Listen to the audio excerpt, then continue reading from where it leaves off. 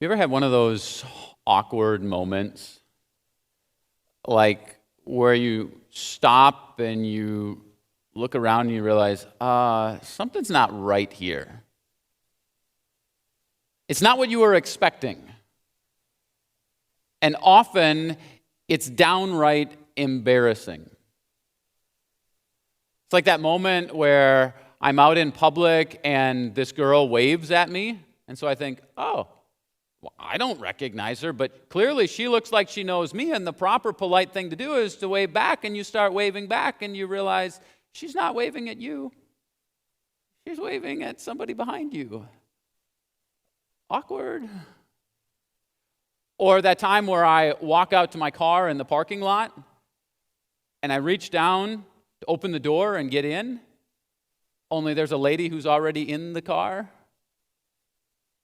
and she looks up like, oh, wrong car. Yeah, wrong car. This is my car. Little awkward, little embarrassing, not what you expected. Well, we're doing a series throughout the season of Advent called Awkward Advent, because I don't know about you, but right now, that's kind of the way that I think about things. Like, there's so much about this season and the way that we're celebrating it this year that's different, and it's just not what you would expect, and it's awkward, and I just want us to embrace the awkwardness of this season right now and to understand that we have a God who chooses to meet us in the midst of that awkwardness. And today, to bring us peace. See, Jesus came into the awkwardness of this world to bring peace to people who are pitted against each other. You know, we're in this season that should be all about peace, right? I mean, we hear it sung by the angels, peace on earth, goodwill to men. Are you feeling that right now? Like, as you look at what 2020 has been, are you just like, oh, I just feel so at peace right now? Or are you like me? And you look at what's unfolded in 2020 and there's a little bit of angst, a little bit of anxiety. You can see that in the midst of the pandemic that we find ourselves. There is anxiety. And there are people with different perspectives and different approaches. I mean, there are people who are saying right now, we need to hunker down. And there are others who are saying, no, herd immunity, come on, let's just embrace this and move forward. There are people who are saying, the lives of people are at stake. And others are saying, no, the livelihood of people is at stake. So which is it?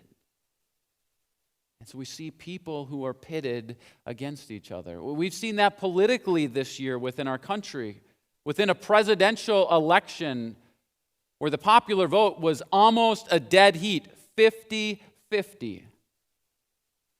And people had strong opinions on either side. I mean, just look on social media, and it's like there's nothing good about the other party, whatever the other party is, whatever the other candidate is. We are people who are pitted against each other right now. We live in a country where 2020 has been a year where we've seen racial tensions rise. And we've seen it here in our own state. We've seen it in Minneapolis with the protests. And we've seen the people raising different flags. We've seen people raising the Black Lives Matter flag. And then we've seen attempts to defund the police. And on the other hand, you see people who start raising the Blue Lives Matter flag. So which is it? Black Lives Matter? Blue Lives Matter? I believe that there is a place for both and a time to recognize that all lives matter. But what often happens is that you put one and you pit them against each other. And you put Black Lives Matter over here and Blue Lives Matter over here. And guess what happens? You get black and blue. People start hurting each other. And this is what we've seen. We've seen police who have hurt citizens. We've seen citizens who have hurt police. We see people who are pitted against each other. We see a lack of peace. And this is nothing new. This is not just 2020. This is the turn of the millennium as well. The first century Jewish world that Jesus stepped into. There was a lack of peace politically, as there was Roman occupation for 2 generations. And there were people who rose up called the Zealots, and they tried to drive out the Romans. Think about what we've seen happen this year out in Portland with the autonomous zone, where the police have been driven out. This on a large scale. This is what was attempted in the first century by the Zealots. They were trying to drive out the Romans. So there was a lack of political peace. There was also racial tension that was present. It was the Jews versus the non-Jews, the Gentiles, the Samaritans, the half-breeds. There was a lack of peace. And yet it's this world that Jesus was born into. It's this world where the angels showed up and they announced peace on earth, goodwill to men. The word peace, the Hebrew word shalom. It's a word that means that everything is just right. It's that Goldilocks moment, really. Familiar with Goldilocks' story? She goes into the home of the 3 bears and she tries the porridge, and some is too hot and some is too cold, but baby bears is just right. And then she tries the chairs, and one's too hard and one's too soft. Baby bears is just right. That's what shalom is. It's a world where everything is just right. It's a world where everything is the way that God intended it to be. This is what Jesus came to bring. In fact, Isaiah chapter 9, verse 6 anticipates this as it speaks of the Messiah being the one who will be the Prince of Peace, the one who reigns in such a way that peace is brought on earth as it is in heaven. That's what the angels came to announce. At a most basic level, this peace, this shalom, is peace that you and I have with God. Because the tension that we experience is not just that we're at odds with each other, but that we're at odds with God. That in our sin, we are pitted against God. There is separation, there is a dividing wall.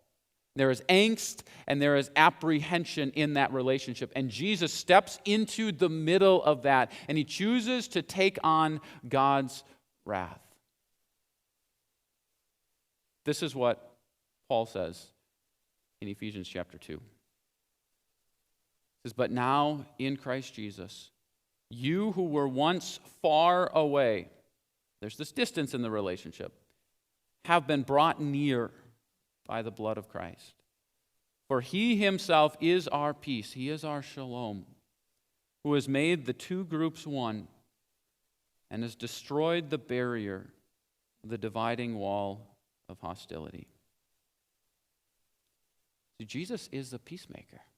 He's the one who steps into a tense situation where we are at odds with God. He says, "I'm going to choose to bring peace. I'm going to take the full weight of God's wrath into me, into my body, and I'm going to suffer and die for you." And so you and I, we don't get God's fury, we get God's favor. We find his forgiveness.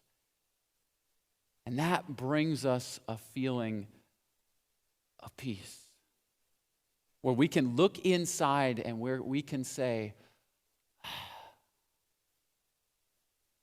everything is the way that it should be. Jesus brings peace to us. But there's more. Because it's not only that we have peace with God, but we are called to make peace with each other.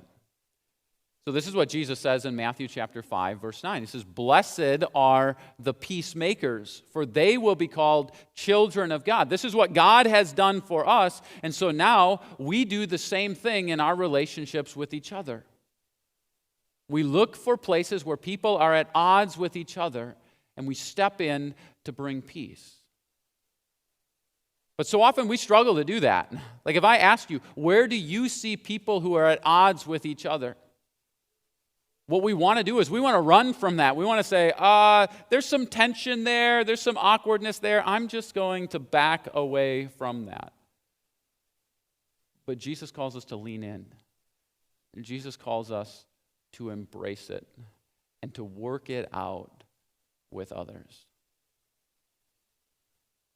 There's a movie that came out a number of years ago starring Susan Sarandon and Sean Penn. The movie is called Dead Man Walking. And in the movie, Sarandon plays a nun who has been asked to be a spiritual guide to Sean Penn's character as he's on death row for committing murder. And there's a scene in the movie where Sarandon goes to one of the murder victims. She goes to her parents, and she sits down with them. And they say to her, "So what made you come over to our side?"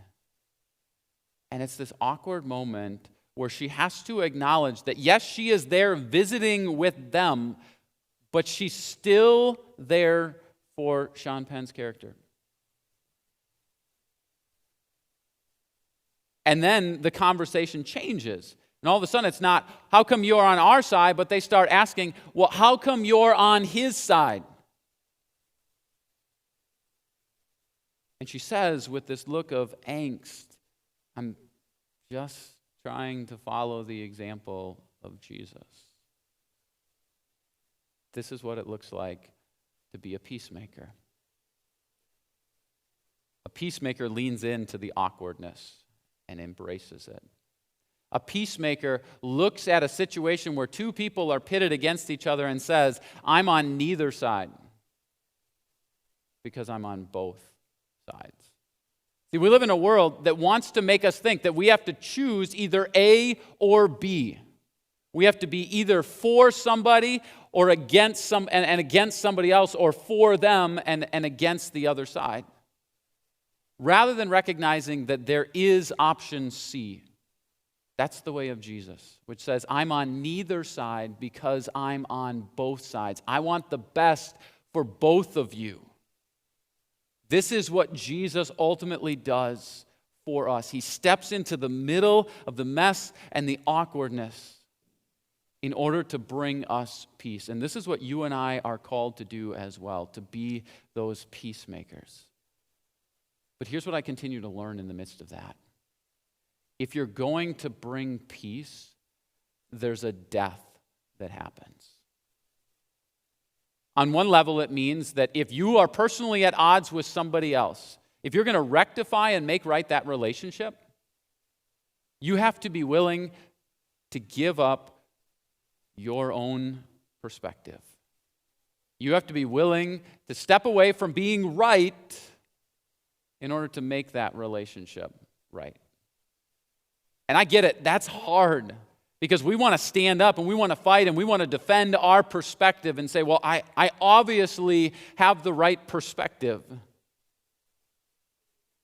But we need to be willing to swallow our pride and to step back and say, I care more about this relationship being right than I do about me being right. There's a death that happens as we crucify ourselves and our sinful desires. There's also a death that happens when you stand in the middle as the mediator. When you stand in as the one who's attempting to bring peace to people who are at odds with each other. I don't know if you've ever been in the middle of a difficult situation and you've been asked to mediate that. But those times where I found myself there, it's a lose-lose. Either you side with one person or the other. But if you stand in the middle and say, I'm on neither side because I'm on both sides, guess what? Sometimes you end up getting crucified. And both sides don't like you. And yet, this is the way of Jesus. Blessed are the peacemakers, for they will be called children of God. So here's my prayer for you. In the midst of the awkwardness of this season, may you find peace. peace with God, peace within, and peace with each other, so that we can echo that angel announcement. Yes, there is peace on earth, goodwill to men.